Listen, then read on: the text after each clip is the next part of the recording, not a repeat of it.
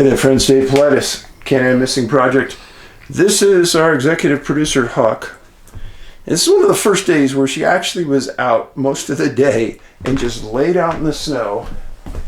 Yes, laid out in the snow. And she came in and she huddled up like she was cold, but she's not cold now. She's good. You're good, huh, Huck? You're a good girl. She's going to hang out. This is Huck TV. And just so you know, that movie right now is available on Amazon and iTunes at rental prices. If you don't really care about Bigfoot, I would encourage you to go watch it because you're probably going to be quite amused and you might learn something. Please, give it a shot. And before I forget, I was asked to remind some people that we do have the Missing 411 cruise to Alaska. September 11th, we leave. If you go to missing411.com and just scroll down the front, the webmaster put a big thing up there that you could look at. If you click on certain things, you get discounts. So it's half Missing 411 cruise, half Bigfoot cruise, so you get the best of both worlds. And we are going to have some outstanding speakers on both sides. It's going to be fun. Now, today, somebody sent me an article. I've talked to you about Mexico before. And I think it's important that when we talk about missing people, we can't leave Mexico out of the equation. I've told you Mexico is a dangerous place, even for the Mexicans. Listen, this is called Biologist Kidnapped in Mexico, January 4th, 2026. In the mountains of central Veracruz, scientific work is rarely abstract. It means walking down narrow paths through cloud forests, speaking patiently with communities, and learning to read landscapes that yield information slowly. It also means accepting risk as a condition to knowledge. Field research unfolds in places where the state is often distant and authority is uneven. The context matters for understanding the disappearance of Miguel Angel de la Torre Larranca, a Mexican biologist who was kidnapped on November 21st, 2025 after leaving his home in the Sierra de Zongolica.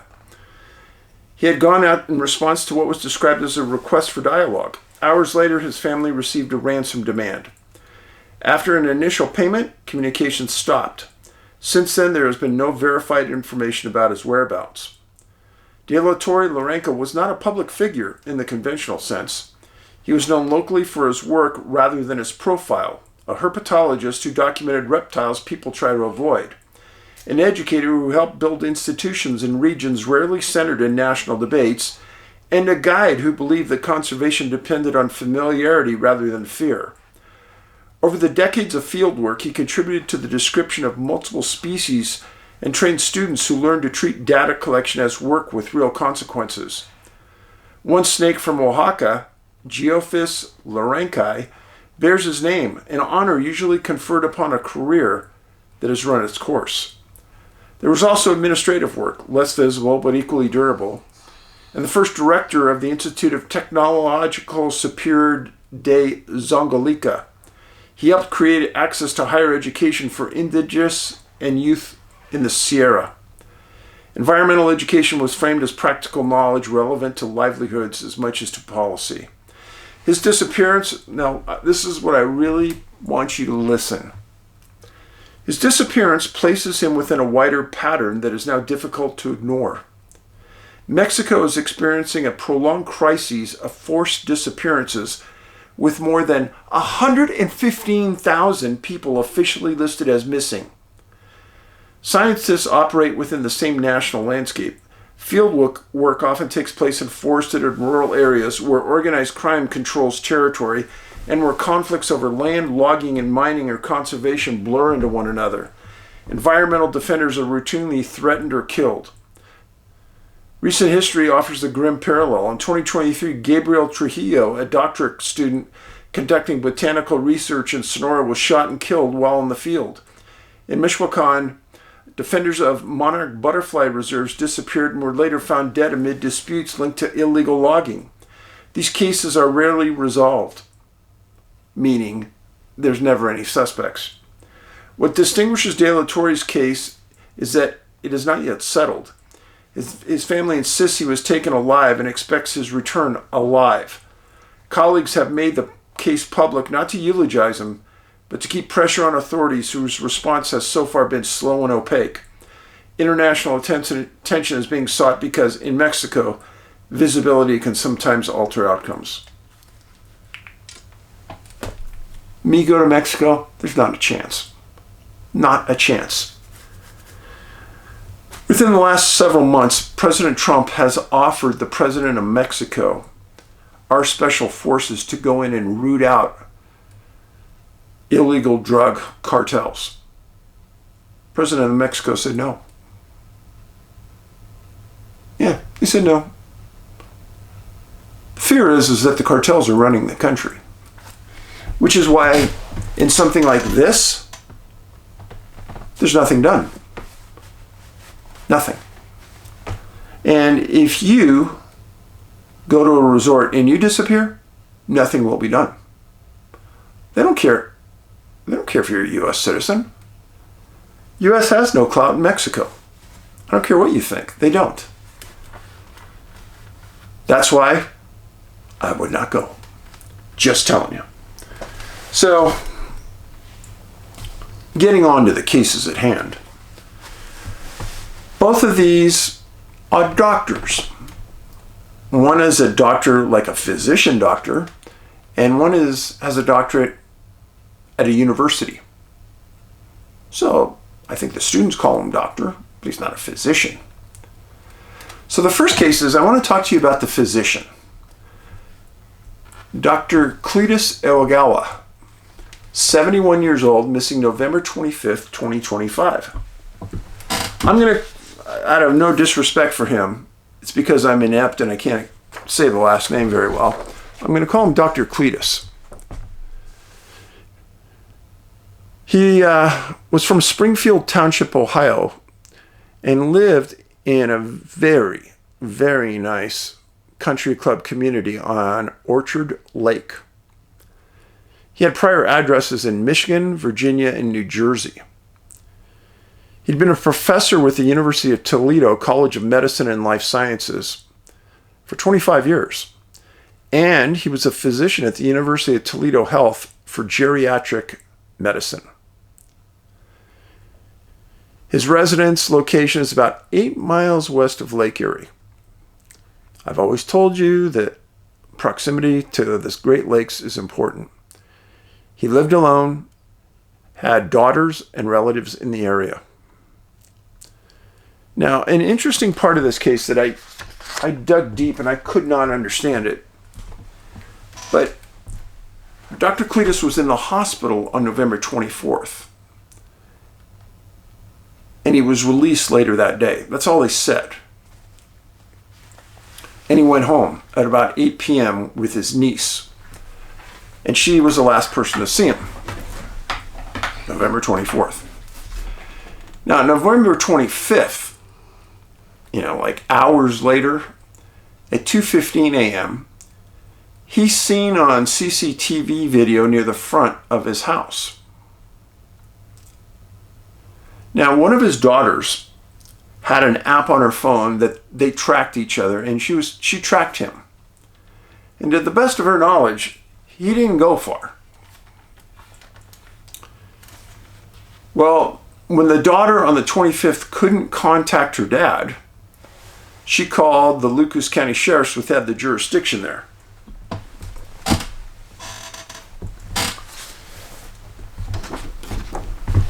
So this is the community that he lived in. He lived on Orchard Lake. The back of his house, you could look out his back window and you could see the lake. He lived there for years. And that's important to this.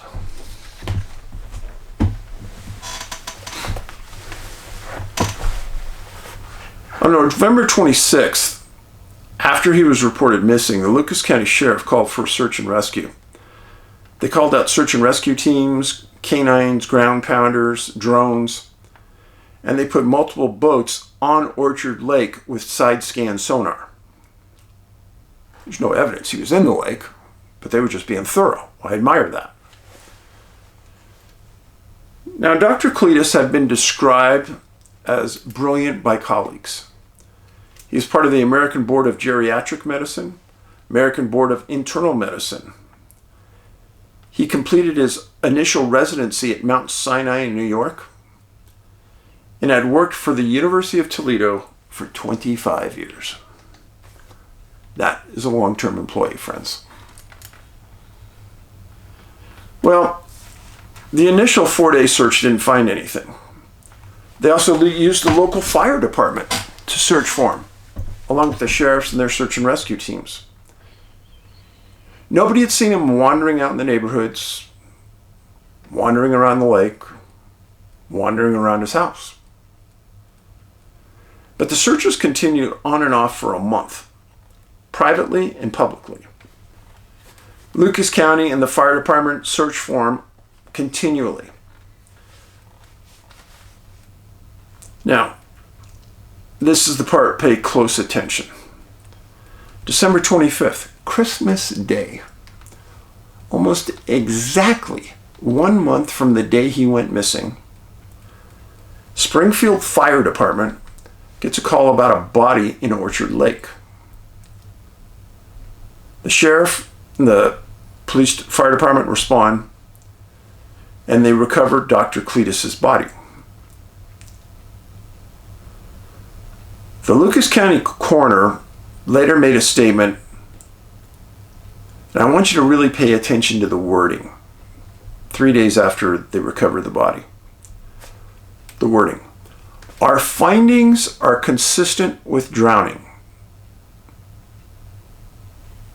What was that? Our findings are consistent with drowning. Nowhere did they say our autopsy concluded that Dr. Cletus died by freshwater drowning, or that he had water in his lungs. But they also added that there was no evidence of foul play. Important points. So they didn't find a gunshot wound, stab marks, he wasn't beaten.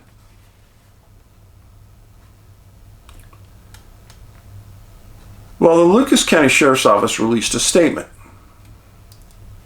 after the coroner. The circumstances surrounding his death are still being investigated. What? Do you know what they're saying there? They're saying that they don't know how he really died. Supposedly it was drowning. At least that's what they're implying. But they don't know how he got in the water. They don't know where he was. So I got a few questions. The coroner never said how long he was in the water or the approximate date and time of death. Might be important, especially in my line of work, which I know a lot of people are found in water weeks, months after they disappeared, and they only had been in the water a short period of time. So I want to know how long Dr. Cletus was in that lake. He was gone for a month. If the body shows he's only been in the water for a week, a couple days, where was he during the other 3 weeks? How did he get in the water? Did they test for GHB? Of course they didn't. As I stated multiple times, there is no public entity that I know of in the United States or Canada that has GHB on its normal drug screening. The other point is, what was in his stomach? Because I want to know what his last meal was. A lot of times they'll note that they went into his house and sitting on a table was a half-eaten steak. Okay, well, if in his stomach there is a half-eaten steak, That kind of tells us that he died in pretty close proximity to the time he ate that steak. There are too many unanswered questions, and Lucas County knows this. And these coroners are playing word games with the public. I don't like it. Say what you mean what you say. Just like the vast majority of these cases where nobody sees anyone go in the water, magically they appear in the water. They have the most advanced side scan sonar and they don't find them in the water. Come on. Come on. If you're part of Dr. Cletus' family, can I make a recommendation? You get a second autopsy. He probably has the resources for you to do this, and I think you'd probably be surprised at what that second autopsy finds. All right, the next case also involves water, kind of. This man's name was Dr. Wiley Davi. Missing November 15th, 2025, 10 days before Cletus disappeared. Reported missing on November 15th in the evening hours. From Peaks Island in Portland, Maine. Single, no kids. Now, you know, it's kind of interesting. If you're a Seinfeld buff, Dr. Davi's middle name is Cosmo. Just thought I'd tell you. It's not going to be anywhere in the books. I had to dig deep to find that. Well, he has a PhD from Tufts University in Medieval and Renaissance Studies. He was employed by Bentley University since 2003. 22 years. That's a long time. He was promoted to chair of the English and Media Studies in 2009. And in 2020, he was named a full-time professor with all the benefits.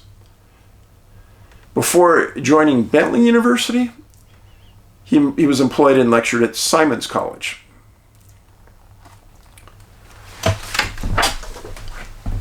So this is Portland, Maine. And this is Peaks Island, off the coast, 3 miles off the coast.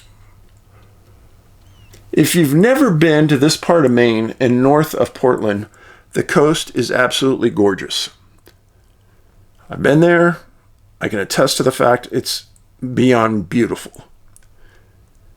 Now, I never even knew about Peaks Island, but what I did find out, I can understand why Dr. Davi lived there.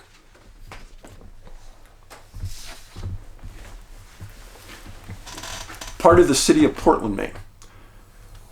The coast is accessed, the island is accessed by a ferry. And it's the most popular island in that Casco Bay region. It was first inhabited hundreds of years ago by the Abenaki Native Americans. The island now has its own police station, elementary school, and library and museums. Has numerous hotels, inns, restaurants, ice cream parlor, art galleries, kayak rentals, and a general store. In 2017, the island population of full-time was 858 people. In the summer, it jumps to about 4,500.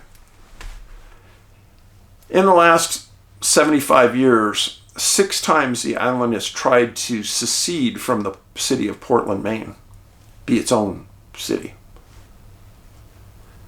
Now, Dr. Davi worked for Bentley University. I really didn't know much about it, so I had to look it up to understand it. It's in Waltham, Massachusetts. It's a private school and it's not for profit. They say that they combine business education with arts and sciences. The Princeton Review, which is a very major publication, rated Bentley the #1 school in the nation for career services. Now, why is that important? Because when you get out of school, you want to get a job. And they have the wherewithal to do that. Now, this is the part that, wow. If I was a young dad now and I was facing tuition for my kids, wow. Undergraduate tuition at Bentley is $87,800 a year. Graduate school, $55,000 a year. That's mind-blowing, friends. I'm sorry. The facts surrounding this case: multiple sites that reported Dr. Davi missing didn't understand that Peaks Island is part of the city of Portland. Many articles said, oh, he lived in Portland and he was visiting the island. No. He lived on the island, which is part of Portland. Davi was last seen on November 15th in the evening hours and was reported missing by a friend and neighbor.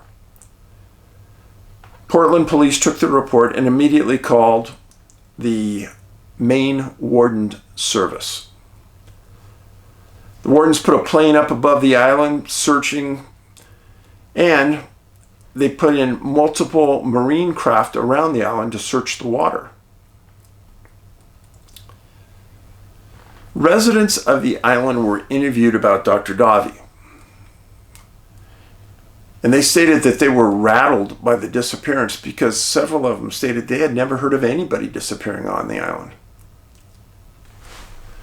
The residents said that there were low-flying warden planes and multiple canines on their streets and walking paths for days. Police asked residents to check their outbuildings, sheds, lawns for anything unusual. They did, and nothing was ever reported. Now, he disappeared on a Saturday night. That was November 15th. Well, that made it kind of easy for the police because the ferry didn't work that night. So they knew he was on the island, supposedly somewhere. Several of the residents that were interviewed said that Davi was charming and friendly. And some of the residents were so upset at him disappearing that even after the warden service ended their searches, they formed additional searches to search the island.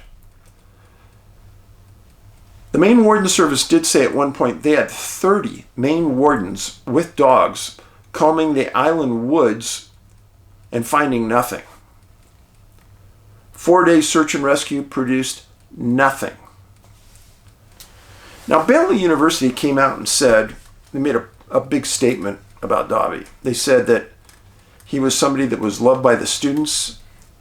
He was a friend and mentor to the students, and the faculty missed him greatly as a co-worker and brilliant mind.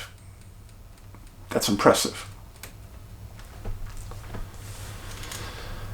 Now, after the search and rescue, Portland police stated that their criminal investigative group would now handle the case.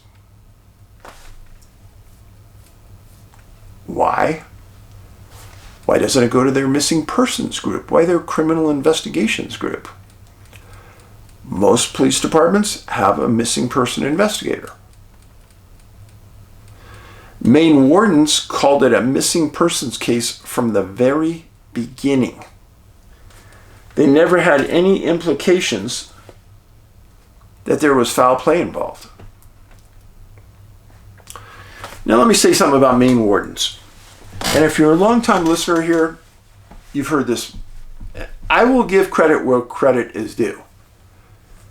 If I was a missing person, I'd want to go missing in Maine. Why is that? Because the Maine Warden's Service is one of the top governmental search and rescue teams in the world, bar none. Why? They have and employ several pilots full-time with planes. They have several dive teams employed full-time as rescue divers and investigative divers. Every warden is trained in search and rescue.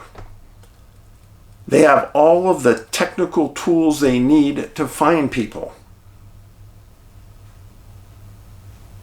They have side scan sonar. They have some of the best boats and marine equipment you can imagine. Dr. Davi was single, no kids. He had a very elderly mother. His dad had passed away a while ago. I think his mom was 83 years old. This is Dr. Wiley Davi, missing November 15th, 2025, from Peaks Island, Portland, Maine. Let me tell you something. After I did a lot of Google searches on the island for images, that island is gorgeous. If I ever get back to Portland, I'm going to check out Peaks Island, maybe spend a night there, just because it's so pretty. Now, 2 cases. Davi's case, they didn't find him in the water, but he disappeared on an island. Dr. Cletus, his home was on the water. They searched the water for almost a month, and then suddenly he appears. I don't know how many times I can keep telling people this, but there's something strange going on out there. As populated as the areas are where some of these people disappear, nobody ever sees them go in the water. How is that? How do they magically appear there? Now, most of you know in Missing 411, A Sobering Coincidence, I discuss this at length. I write my feelings about some of these cases, and they're just flat out bizarre. But the wording on these cases bothers me immensely. They're playing games with you. Consistent with drowning. What does that mean? Just speak English, Dr. Coroner. Did you find factual evidence that he drowned? If you did, say it. So, I don't want to beat a dead horse. Those are the 2 cases. You know, it's after the holidays. This is a time where a lot of people get depressed because they saw their families and now they're not going to see them for months or weeks sometimes. So be exceptionally understanding when you're around people that maybe don't seem up to par. I'm one who has not been up to par for several days over Harvey Pratt's disappearance. But I'm really lucky. I've got a lot of friends out there call me, talk to me. And Huck, for you dog owners out there, you know this, but the people who don't have dogs, you don't know this. Dogs know when something's really bothering you. Like the other day when I was talking about Harvey on a video here, Huck came up next to me when I was upset. She leaned into me. She knew.